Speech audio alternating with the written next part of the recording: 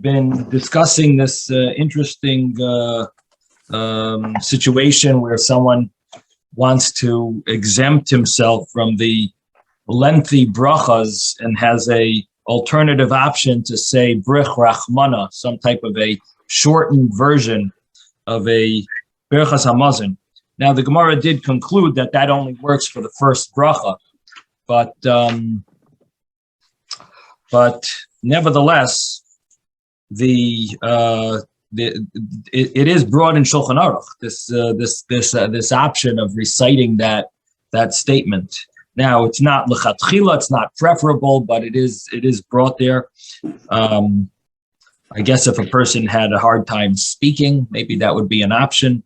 But what I did find is there is an interesting, there's a few interesting points here. Number one, normally when we say a bracha, we say Hashem Elokeinu, Melech Ha'olam. We say Hashem, God's name, Elokeinu, our God, and then Melech Ha'olam, the King of the universe. Now, in this bracha here, the simple reading of the Gemara was that he said, Brich Rachmana, Brich Mari D'Haipita. The initial saying was, he just said, blessed is the master of this bread. Then the Gemara said, how could he get away with that? So he didn't say Hashem's name. So the Gemara said, Brich Rachmana. Let's say Hashem's name, Rachmana. Now, the Gemara after that asked, but he needs 3 brachas for the biblical grace after meal. So he just said 1 bracha over here. So my answer is that he really is going to need to say the other brachas. This is just going to fulfill his obligation of the first bracha. So what we have here is, number one, he didn't really say Hashem's name. He said this Rachmana, which means the merciful one. He didn't say Elokeinu. And in the Gemara, it doesn't say that he even said Melech Ha'olam.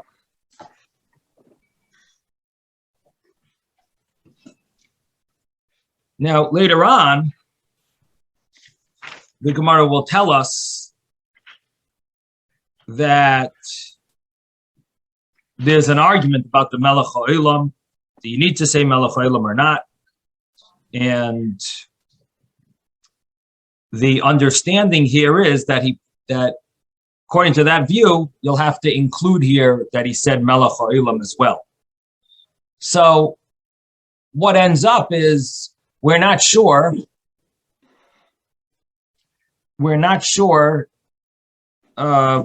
It's unclear exactly what the wording was that he said. In other words, is the Gemara just emphasizing that you don't need to say it exactly as the rabbis established, but it's not getting into exactly how he said Hashem's name? Are we skipping out those details because that's not what we're trying to get at? And maybe that's why the Gemara is just saying, he said, Brich Mari D'Haipita. He said it in an acceptable way. However that is, we're not telling you the laws of saying Hashem's name here. We're dealing with the laws of brachas regarding reciting a bracha on food. So the Gemara is sort of pushing that point aside, and that's why we're not really clarifying what he did. So according to that, if you understand it that way, what could be is that he also said Elokeinu.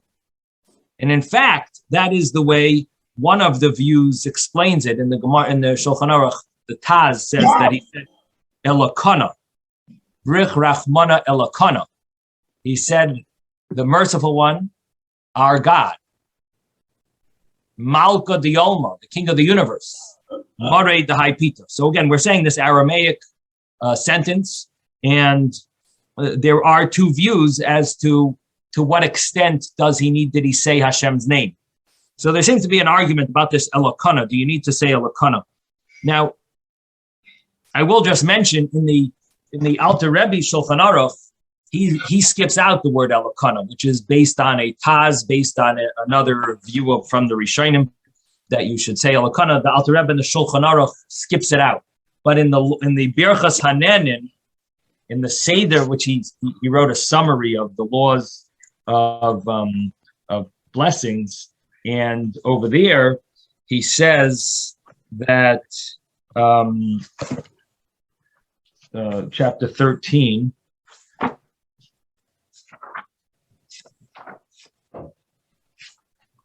In chapter 13 over here, in the Seder Berachos Hanenin, he says,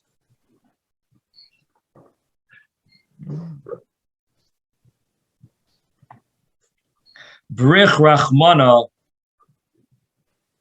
Elakana Malka Diolma Diavachlon, that he's talking about a blessing about your friend being saved. So it's the laws of miracles, blessings on miracles. And he mentions the term Elakana, Brich Rachmana Elakana. Blessed is Hashem, Elokana, our God, Malka Diolma. So he uses that term of Elokana, which seems like he's following the Tazdi. So someone wrote a letter to the Rebbe asking, so what do we follow? The Alter Rebbe in his Shulchan Aruch or the Alter Rebbe in his Seder? So the Rebbe answered the person that what the Alter Rebbe wrote in the Seder Berachos Hanenin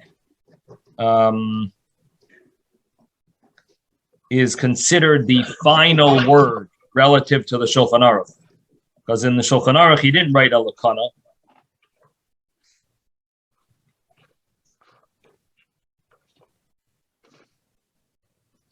And in the Shulchan Aruch, he uses the word Brich Rachmana Dezon Kula, or Brich Rachmana Malka Marei Dehaipita. He doesn't even say Melech Ha'olam. Interesting. But in the Seder he says Malka Diom. He says Melech Ha'olam. So he does two differences. He skips out Elokana in the Shulchan Aruch, and he skips out the Alma, the master of the universe. He just says Marei, or Malka, king. But it doesn't say king of the universe. So in the Shulchan Aruch, he skips that out. But in the Seder Berachos Hanenin, he adds both. So the Rebbe says that that's the final word because it was written afterwards. It's considered the Basra, the final opinion. Now, what's interesting is that there is a question when you don't say a bracha because of doubt. Is there any alternative? And so in the commentary on the Shulchan Aruch, he brings what can you do if you're limited, you can't say a bracha.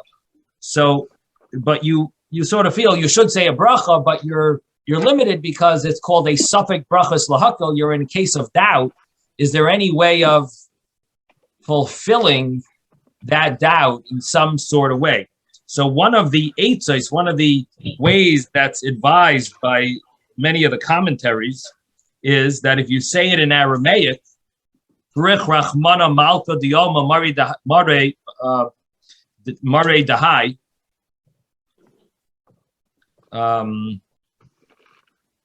if you say, or Brich Rachmana Malka Dioma, if you say this term in Aramaic, you actually can fulfill, you don't get the transgression of saying a bracha for no reason, because it's not really Hashem's name, it's only an adjective, a description of Hashem.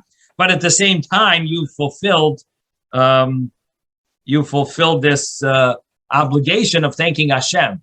So you have somewhere in the middle, you have this interesting option of reciting like a bracha, but it doesn't have the negative elements of saying a bracha in vain, because Rachmana is this. On the one hand, it can be used to refer to Hashem. In other words, it's the term used for Hashem. It is used as a term referring to Hashem, but at the same time, it's not Hashem's name. It's called a kinui. It's like a nickname for Hashem, and therefore it doesn't have that challenge. So it's interesting that it's brought as an option for a person who can't say a bracha because they are they're in a situation where they might have said a bracha, they're not sure. There is another option to think a bracha in your mind. That according to the Rambam and other opinions, that's good enough. And even if you already said the bracha, there's no problem because you didn't actually say a bracha in vain. So that would be another option of a person who's in doubt. Again, we're talking about a person who's in doubt, but they would like to think, according to halacha, they don't have to say a bracha now, but they would like to not miss out on a bracha. So is there any way to somehow get the benefits without the potential in vain, saying a bracha in vain? So this is there's a few options over here that it gives in this sefer called Piskei Tshuvos, which is a common sefer commentary on the late commentary on the law. Susan, you had a question. I'm confused from yesterday, and now I'm really confused about today. I thought you said that we could speak English blessings, and now you're saying that that it has to be in Hebrew. Nope. On you Shabbat? Can say English blessings. No. Okay. You could say English blessings. You're all set. And all right. And also, a blessing in vain is when you make a mistake and say the wrong blessing. Is that what you're talking about? No, we're talking about a case where a person said a bracha or might have said a bracha and he's not sure afterwards. So the law is correctly. Is that what it? No, he might have said a bracha, he might not, and he's not sure. And so, what do you do now? A redo. If you say a redo, then you might be saying God's name in vain, because you might have said the bracha before. So what do you do? Wow, I have no idea. So the law is you don't say another bracha.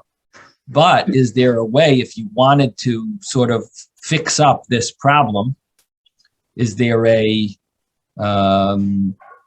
way of enhancing the situation for the good, for the better? In other words, the law is you do not recite another bracha because you might say God's name in vain.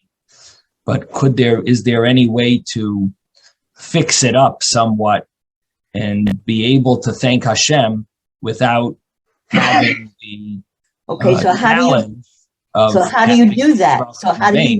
So we mentioned that there's a few options. One is to think a bracha in your mind, but not actually say the words. So you did not say God's name in vain.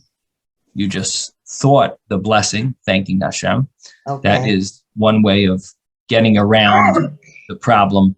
You can't do that if you didn't recite a bracha on something. You can't just think a bracha and eat it. But in the case where you're exempt from a bracha, this would be an option. This is not an option this is not the preferred way to recite a bracha. This is not acceptable to do a bracha in your mind. But in a case where we're talking about, this would be allowed. This would be acceptable to think it in your mind. And the other option that we mentioned is based on our Gemara, that the name of Hashem Rahmana is a quasi name. It's a semi name of Hashem. That's, on the one hand, if you say it extra, according to many opinions, it's not considered in vain because it's not an actual name of God. It's only a nickname of God. On the other hand, if you said it, if you said it, it works. It is considered a valid bracha, but it's not saying God's name in vain. So this would be maybe an option to, if you wanted to not miss out on a bracha, but the problem is you can't say it because you might say God's name in vain. So you might have the option to say Rahmana as a way of getting out of this mess. So we're just throwing a few ideas for people who want to go beyond the letter of the law. This is not in the letter of the law. This is beyond the letter of the law for someone who wants to fix up his issue and wants to say a bracha, even though he's not obligated to. So that's what we're dealing with. And we're seeing it from our Gemara, because our Gemara seems to say that the word Rahmana seems to work as a bracha. On the other hand, it's not one of the the names of God that can't be erased, and it's not considered in vain. So it's an interesting observation based on our Gemara, and it's brought in Shulchan Aruch according to many views that this could be a sort of like a loophole. Yes, Ezra. And another way is that, if you don't know whether you said or you didn't say it, is you find something else, it's a different food that has the same bracha, and then you have in mind the item that you did not, that you have a suffix about, and you say the bracha for that one, and that should cover it. Yeah, sometimes that could work. That's a good point. Yes. Okay, like you would say, thank you, Eibishter, for this delicious Danish. Right. So that the word Eibishter, the ultimate one, the one on high. So you could say something like that. Right. So that's in place of making them not being sure if you said the blessing correctly. Right. Yeah, it would be called an extra beyond the letter of the law type of situation. That would be acceptable. Okay. I don't remember if I made bracha, but I love that Danish, and I want to thank God for it. So you can. Okay. Any other questions? No. Okay. So that sort of covers us from our from the discussions. So there is one more thing that they do discuss, and I just want to mention that it is discussed, is the fact that the first blessing of the benching of the grace after meal, it actually ends, the end of that paragraph, it ends, Baruch Atah Hashem Hazanas HaKoil. It ends with a bracha. So the question is, when our Gemara says that he said Brich Malka Mare Daipita Brich, that he said these words, what about the ending of that bracha? So the Rashba says that he says Brich Rachmana Mare Daipita Brich Rachmana Dezan Kula. He does have to say Hazanas HaKoil. He has to end off with a few words. But in Shulchan Aruch, it brings a machlokes if you don't end off with that Brich Rachmana Dezan Kula. And in other words, it's questionable if you really need to say that end part, because our Gemara, it seems like it skips it. Our Gemara doesn't seem to. So in Shulchan Aruch in chapter 187, it says, if a person says Brich Rachmana Malka More Daipita, he has fulfilled his obligation. And some say you need to end off Brich Rachmana Dezan Kula. So so these are the two views, two opinions based on our Gemara. And the final word is, of course, you should not be saying these things. You should be reciting the full bracha. This is like a alternative option, and obviously in case of need or in case someone said it. I remember when we were in yeshiva, there was a discussion of when a person on Shabbos sings the song, the Zmiras, Tzur Mishalo Yachalnu, which means Tzur, the rock, from him we ate. And it's all about praising God, blessing God for the food. So we had a discussion in yeshiva, and does a person fulfill their obligation of benching if they sing that song? And then it's as if they benched already and they won't be able to do the final grace after meal afterwards. It was obviously just a discussion because everyone, of course, we know does the grace after meal after they sing that song. But it was an interesting discussion based on the fact that if you're already thanking Hashem, you might have fulfilled your obligation of thanking Hashem, similar to this bracha, Brich Rachmana, Malka Mare Daipita. that you say these words here, and you have fulfilled your obligation. So based on this, what about if you sing a song, a zmiras on Shabbos of the thanking Hashem for the food? Does that actually cover your obligation of benching? And then maybe you'll have an issue of doing the full grace after meal afterwards, because you sort of already benched, you fulfilled your obligation maybe, and therefore, if you say God's name afterwards, you're saying God's name in vain. It's a bracha, maybe a bracha of atala. Anyway, it's a discussion. Obviously, everyone does it, it deserves to be looked at. I guess one of the main reasons why it's not an issue is people don't really think about the words when they sing that song. They're just singing. They're just enjoying the tune. Possibly that is, but the only thing is there is an opinion that mitzvahs loy tzrichas kavana. There is an opinion that mitzvahs don't need intent, which would be possibly a question. I'm sure there's discussion about it, and I'm sure I'm sure it's talked about, in the right. I'm sure there's people who have written about this issue. Okay, David, you have a question. Is that right? I see your hand up. Oh, okay. No. There's a hand by your. I don't know. So you must have pressed some button over there. It looks like your hand is up. Susan. One more. I just want to make sure. I wrote a sentence, and I need to know if this is correct. If you forget or make a blessing in vain, you can have in mind to say another blessing on a different food. Why on a different you have to say. Why don't you have in mind the blessing on that food? In other words, if I can't remember if I said the blessing correctly on the food I'm going to eat. So I can make another blessing on a different food in my mind, and then satisfy. Doesn't have to be in your mind. You can actually. I can actually say verbalize it. Yes, but it has to be of the same class. Right. So if it's a it has to be vegetable, then it has to be with vegetable, fruit with fruit, broid with broid. Correct? Say it right now. It's not exactly so simple, because if you said the bracha on the first food, it might cover this other food as well, if it's similar.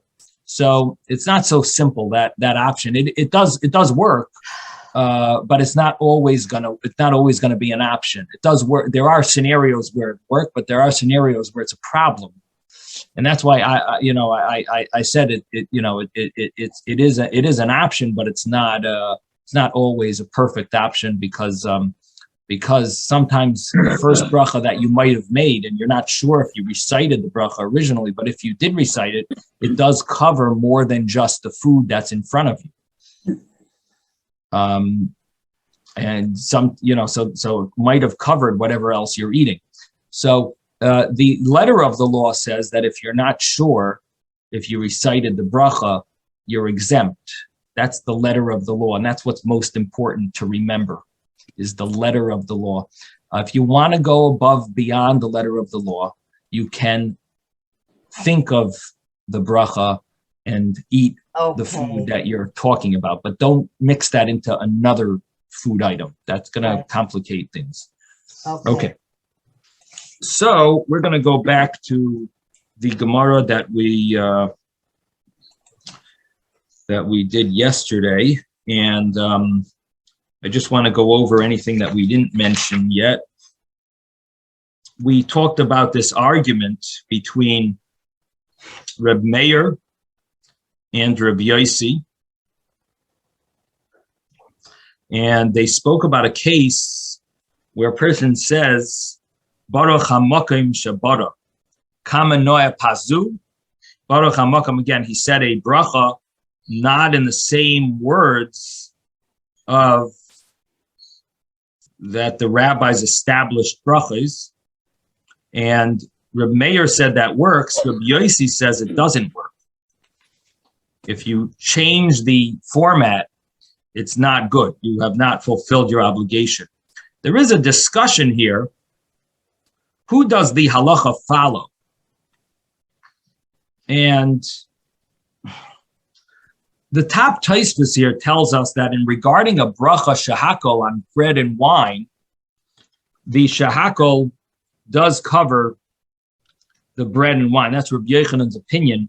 Tosfos over here says that the halacha follows Rabbi Yochanan. Now, it was an argument between Rabbi Yochanan and Raphuna. Now, who is Raphuna and who is Rabbi Yochanan? Rabbi Yochanan was in the same. Well, Rabbi Yochanan often argues with Rav. And whenever there's an argument between Rav and Rabbi Yochanan, the halacha follows Rabbi Yochanan. Now, Raphuna is a student of Raphuna, excuse me. Raphuna is a student of Rav.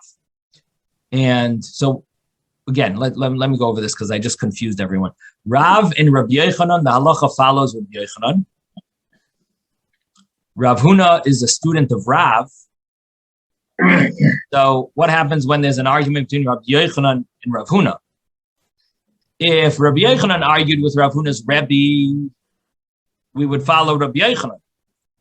Now Rabbi Yochanan's arguing with Rav's student.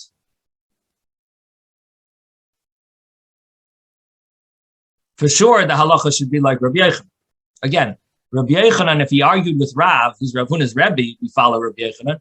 For sure, if Rabbi Yochanan argues with Rav's student, for sure the halacha should be like Rabbi Yochanan. So that's what Tosfos says, that the halacha follows Rabbi Yochanan. What that means is that we follow the law that if you said shahakol on bread and wine, you have fulfilled your obligation. And that seems to be the final halacha, that you have fulfilled your obligation. Now, our Gemara tried to connect that argument with Reb Meir and Reb Yossi. Our Gemara afterwards then said it's not exactly the same. You could differentiate between the cases. But that was the initial thought of the Gemara. Now, the argument Reb Yossi and Reb Meir seems to be if a person can change the format of brachos. So, according to the thought of the Gemara, that Rabbi Yochanan follows Reb Meir, seems like you could change the format of the brachos.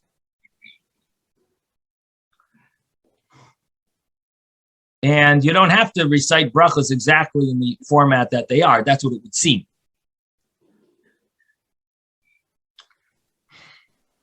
On the other hand, we do know that there are certain rules with regard to brachos that have to be kept.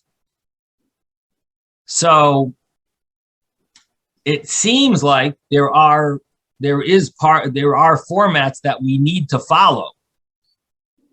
And if that's so, does that mean that we're following Rabbi Yossi? Are we really do we paskin? Do we follow Rabbi Yossi? And this is a discussion in the commentaries. Who do we really follow here? Because, for example, the Rambam seems to take from both sides. On the one hand, the Rambam says that you cannot change the format of the brachas, and if a bracha is made to be long, if you change it, you haven't fulfilled your obligation. If a bracha is meant to be short, different rules with brachas. And the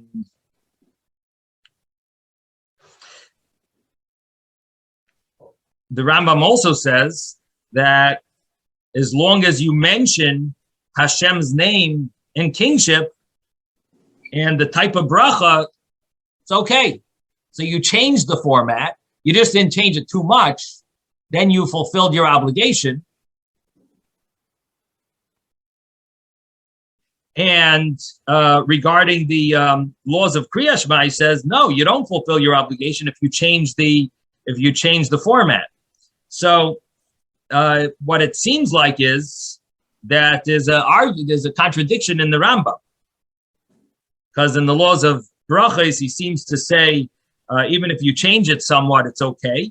In the laws of Kriya Shema, he seems to say that you can't change it at all.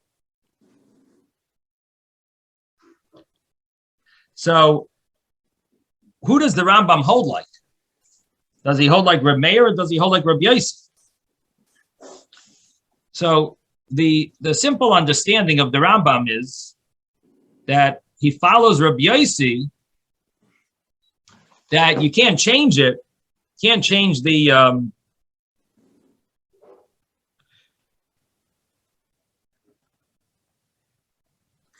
you can't change the format, the full format, but if you change a few small things, you could change the wording. The wording is not a problem. And so according to that, the Rambam is holding like Rabbi Yossi, and he says that you can't change that Rabbi Yossi is not saying you can't change anything. He's saying you have to have certain rules. In other words, so Rabbi Yossi is not telling you can't change anything. He's saying you have certain rules, and those rules have to be kept in the format. There are certain rules in the format, but he's not giving a blanket statement that you can't change anything in the format. But rather, some of it, you can change certain things. But in general, but certain major things, elements, you can't change. That's the simple way. Now, the Vilna Gaon wants to say that the Rambam changed his mind. Initially, the Rambam held one way, and then when he came to the other laws, he changed his view. But that's another way of learning the Rambam. Now, the Rashba says that the halacha follows Reb Meir, the exact opposite view. And he bases it on, he says, the Yushalmi says that the halacha is like Reb Meir. He says our Gemara seems that way because Reb Yochanan, the Gemara wanted to say fits with Reb Meir's view. So there is another way of understanding it, that the halacha would follow Reb Meir, who's much more lenient with the laws of changing the format. And the source of that, of course, is our Gemara, where we see that they said different formats. They said Brich Rachmana, they said these terms that seem to fulfill the obligation. That's what the Gemara seems to say, that these rabbis did that. And rabbis accepted, they endorsed it, so to speak. Okay, so that is one of the discussions over here regarding who the halacha follows regarding changing the format. Yes, Simone. Yeah. So just Reb Yossi said you have to use the format. Reb Meir said you don't have to. Rav said you have to mention the name of God. Reb Yochanan said you have to mention God's sovereignty. What is not clear to me, though, is what part of the format is fixed that you cannot change, and what part of the format is that it's okay if you can modify it. That seemed to be, you're saying that there was some Rambam and these sort of two different opinions, so you can modify something but not other things. So obviously you have to have Hashem's name, you have to have kingship, but what is that other piece of it that's the unchanging part of it? So you have to be reciting the category that the bracha is.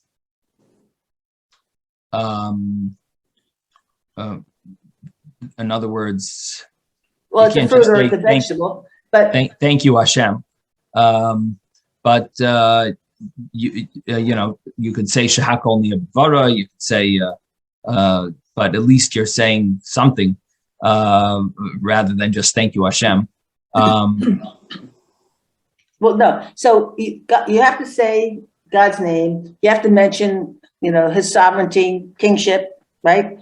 But then the other part of it, well, obviously you have to say whatever the item is that you're saying the bracha on. But there seemed to be this other somewhat unclear area. So let me tell you, right. So what we're really referring to, it's not so applicable here. But there are brachas in the davening, would be a good example, where some brachas start with Baruch and they end with Baruch, similar to like the first blessing of Berchas Hamazon, similar to the first blessing, grace after meal. That's a bracha that starts with Baruch and ends with Baruch. So if you wanted to switch that and just start it without Baruch and end with Baruch, that would be called switching a major element of the bracha. If you did the opposite case, let's say the second blessing of the benching, Noid Elecha, starts without a Baruch. What would happen if you switched that and started it with Baruch? So that would be, these are major formats that the rabbis established. And if you change that, you would be changing the format that the rabbis established. It's like a long blessing versus a short blessing. It's this is a Mishnah that was studied earlier in this tractate. And one of the understandings of a long blessing and a short blessing has to do with if it starts with Baruch or it ends with Baruch. And there are some blessings that don't have an ending of Baruch. So these are, it's just one straight blessing. So if you changed it, changing these things are changing the major format. And is that what the Rambam is talking about? Yeah, it is. That's the case. Yeah. Okay, thank you.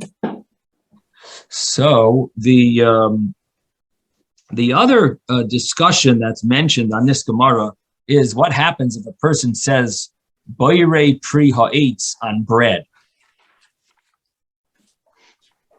What would be the law if you say boirei pri ha'etz or boirei pri ha'adama? How about boirei pri ha'etz on wine? Let's put that case, actually. That's a better case. Boirei pri ha'etz on wine. Blessed is the Hashem who creates the fruit from the tree, and he said that bracha on wine. So there is a Magen Avram, one of the commentaries in the Shulchan Aruch, says that you are not yoitze, you do not fulfill your obligation on wine if you said boirei pri ha'etz. And that seems very surprising because our Gemara here says, and it seems like the halacha follows Rabbi Yochanan, that if you say a generic bracha, shahakol, should cover wine. But if you say a boirei pri ha'etz, which is even less generic than the shahakol, I would think that would be even better than shahakol on wine, because you're at least saying fruit from the tree, and we know that the vine is considered like a tree. And so why would you not fulfill your obligation if you said a boirei pri ha'etz on wine? So all the commentaries question this opinion, and they seem to think that if the shahakol works, for sure the ha'etz works. I'm just trying to share with you some of the discussion that's based on these Gemaras, the way it translates itself in Shulchan Aruch. And yes, Ezra. Didn't Rabbi Yehuda say something to that effect, that you can say boirei pri ha'etz on wine and it would be acceptable? I thought that there was, in one of the things that we were reading, that there was discussion about grapes. Wheat. If wheat is called a tree, is that what you're talking about? If wheat is called a tree, but that chita min ilan? That's for the bread, and you can discuss that separately. But I'm talking about whether say boirei pri ha'etz on wine, because it comes from the grape, and the grape is in fact a fruit of the tree, and so therefore it was acceptable to do it that way. So if that were the case, then couldn't we say that we have an opinion that supports us saying it? It may not be the best way to do it, but we may have an opinion that supports us. Yeah, I can't remember such a view of Rabbi Yehuda. So if you find it, that would be great. I don't have the greatest memory, so could have forgotten it. So if you find it, yeah, we'll have to look into that. But this is a opinion brought in the Shulchan Aruch, in the commentary in the Shulchan Aruch, and the rabbis try to figure out how it's possible to learn it this way. One of the points that they bring out is, what is the reason that the shahakol bracha covers all foods? Again, our Mishnah said that shahakol covers many food items. It's a generic bracha. What is the reason? Is it because the generic bracha works because it falls within the category of the wording of this bracha? Is that why it covers it? Or is it because the rabbis established a special bracha to cover things whenever there's any doubts and whenever there's any issues? So there's two ways of understanding the shahakol. There's two ways of understanding the shahakol bracha. One is if it happens to work because this is one of the brachas that the rabbis established, and this bracha happens to the wording of it encompasses many, many foods, and because it encompasses many foods, because it happens to, everything fits within its words, so therefore, if you said that bracha on everything, it works. Or is it that the rabbis made a special enactment that this bracha works on all food items? If you learn that it's because the rabbis made a special enactment that this bracha works on all food items, then what comes out is that if you said a bar priya eitz on wine, it doesn't work because we don't follow the fact that just because something fits within the wording of your bracha, that makes it work. It's only when the rabbis established that it should work, that's when you can cover other foods for this food item. But here, in the case of ha'etz, the rabbis removed the bari pri hagafen from ha'etz. And if the rabbis removed this blessing on wine from the bracha ha'etz, just because you say ha'etz, it shouldn't cover it. Because the rabbis never enacted that this bracha will cover the even though the wording seems to encompass also fruit of the vine, but the rabbi said this is no longer called within that category of a fruit. This is wine. This is a special entity of its own. It's not called a fruit of a vine. This is not a fruit of a vine. And therefore the rabbis changed it, and it doesn't fall within that category unless the rabbis would have enacted that it works. Shahakol will work because the rabbis enacted that it works. But the Bari Priya Eitz doesn't work because the rabbis did not enact it. So that would be a possible answer. Again, some of the commentaries ask this question, they leave it unanswered. And but this is one of the answers that some try to explain, that maybe that's why the ha'etz would not work on wine. Yes, Ben. I wanted to say maybe because they find a certain objection to what you're trying to do. A stira in the meaning, like when you say a eitz on geffen, maybe a geffen is not exactly an eitz. Well, what bracha do you make on grapes? Grapes, yes, but wine, you are blessing on wine. You're not, is a separate blessing. On grapes, it's not a separate blessing. What do you mean it's separate? Borei pri, on wine you say, Hagafen. Yeah, but on grape you don't say the same blessing. Right, you say ha'etz. You say ha'etz or shahako. But you see a vine is called an eitz. You see a vine is definitely called an eitz. Yeah. But there must be an objection or a separation of some kind between the two. Well, the rabbis did take wine out of, either the rabbis gave it a special blessing or the rabbis took it out of that category. That's the question of how do you understand what the rabbis did? Did the rabbis say wine is special? Let's give it a special blessing, but we're not removing it from the category of fruit tree. We're just giving it a special blessing. Or did the rabbis actually remove it out of being called a fruit of a vine and say wine is not called a fruit of a vine? It has a special term to it, and you wouldn't call it a fruit of a vine. You know what I mean? It's well, bread and wine were taken out as first before the meal. You know, you can't have a meal without doing the moitzi and blessing on the wine. Mm-hmm. So they were taken out of the group they were in and put in front of everything. Right. Grapes did not. So. Okay. Yes, Susan. Okay, you can't have a generic blessing of over wine or bread ever, correct? Wrong. Oh my gosh.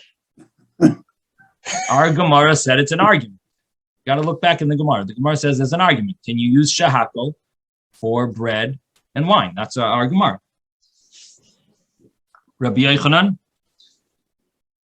and How Raphuna. can that be? Look at the Gemara first, and then you can ask questions. First, look again at the Gemara.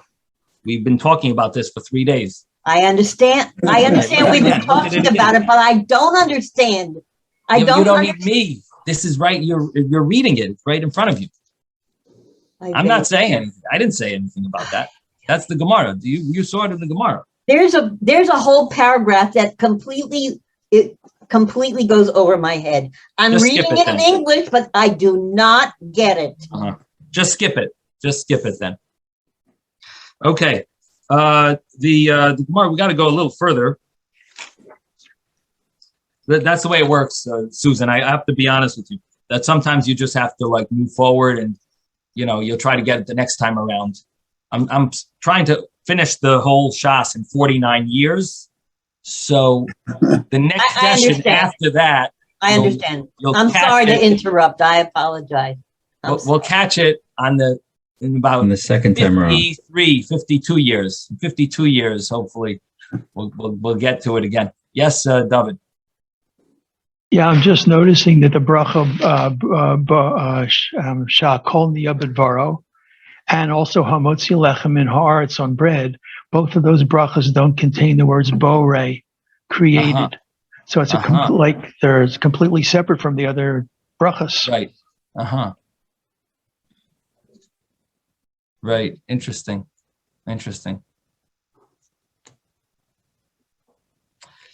Right. And both of them have to do with a lot of work that man, or could include work that man puts into it. They include stuff that, in other words, that you're not taking the actual item directly from the way it appears. You're making it into bread by grinding it, by working it. What did you say? Not as it was created. You are helping. So, but some of it could be. I mean, some of the shahakol could be the way it is created. Yeah, but those two, the mushrooms wine and bread, are not as they were created.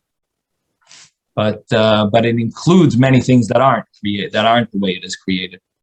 Yeah. Also, it doesn't say on shakol that Hashem brought it into being.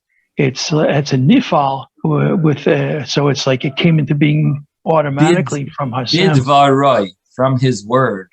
Yeah, but the yah, instead of he made it, right. He doesn't say he made it. It says the yah, it came to be. Right.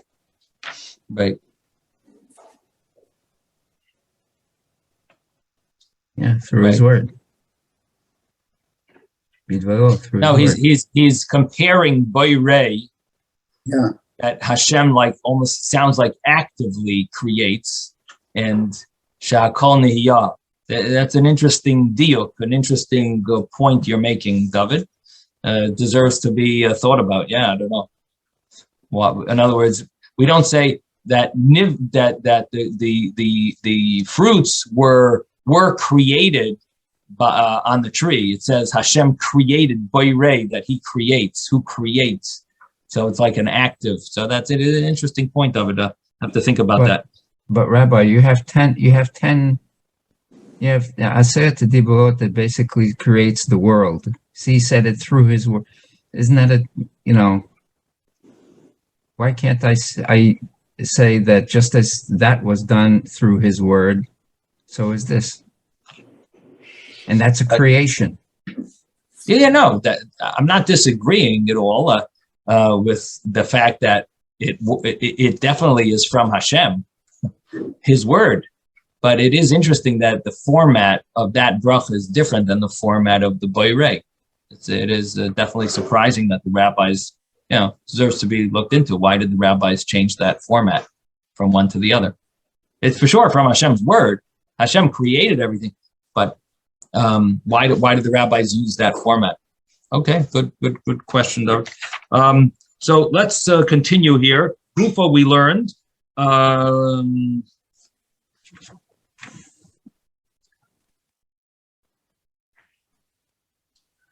Let's see. We are the third.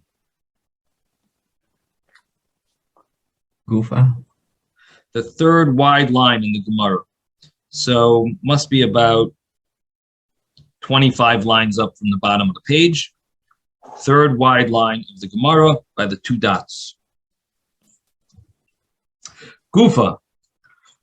We just said, or was mentioned, that Amar Rav kol bracha she'ein ba hazkaras Hashem. Well, we didn't just say this, but In a bracha. we did actually. We said it a few lines earlier. Amar Rav she'ein ba hazkaras Hashem in a bracha. So we said earlier, maybe about 5 lines, 6 lines before. Amar Rav kol bracha she'ein ba hazkaras Hashem in a bracha. If it doesn't have Hashem's name, it's not a bracha. And therefore, the Gemara said he must have said brich rachmana. Rabbi Yochanan, Rabbi Yochanan says kol bracha she'ein ba malchus in a bracha. But bracha doesn't have malchus. If you don't say melech ha'olam, the king of the world, it's not a bracha. So the Gemara says, Amar Abaye kavasei derav stop. Abaye says, seems like according to Rav, the way Rav said it is more logical, more fits. It fits better with the following bride, the Tanya, because we learned in a brisa. And this is regarding when you get rid of the finish the end of the Meiser cycle, and you say that and this is the pasuk that we brought before. What was the pasuk? It says,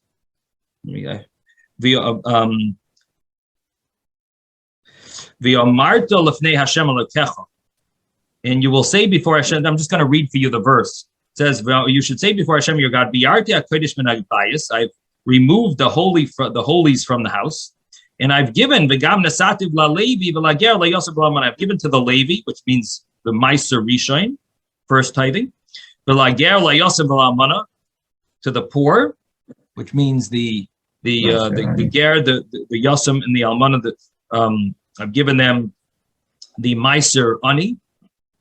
Kachol mitzvascha asher tzivisani, like all the mitzvahs, the commandments that you've commanded me. Lo yavarti mimitzvaysecha v'lo shachachti. I didn't transgress from your mitzvahs and I didn't forget. So what does it mean I didn't transgress? So the Gemara now explains what that means from a brisa. So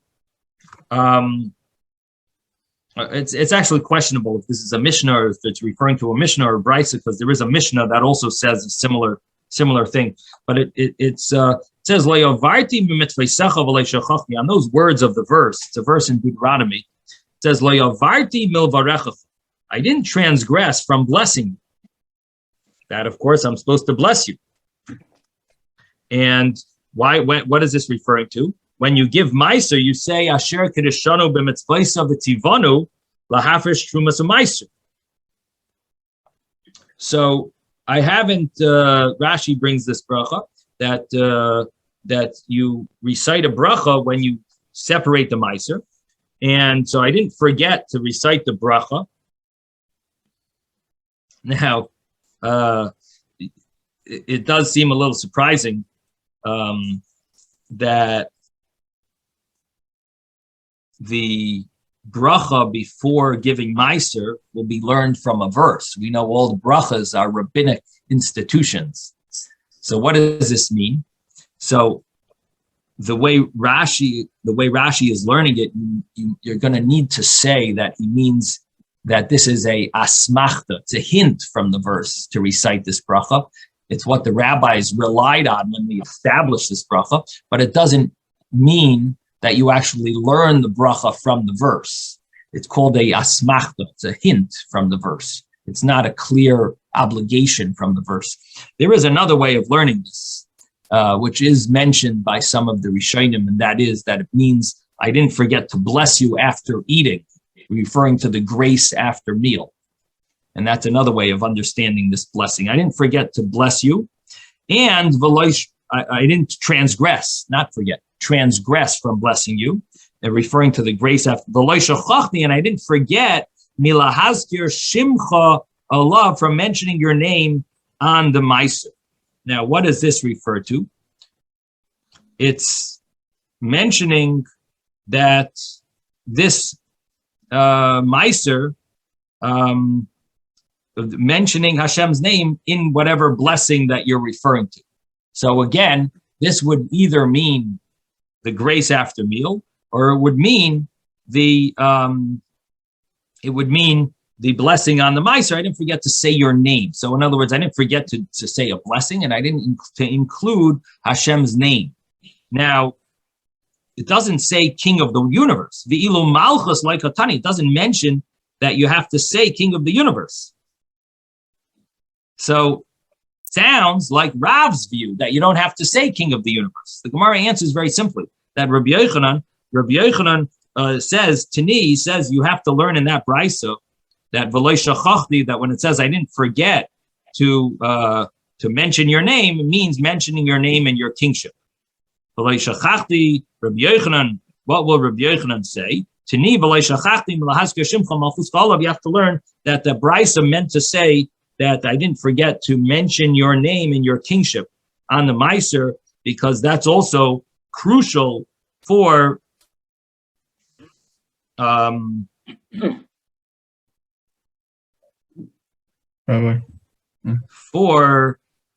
crucial for the bracha. Yes.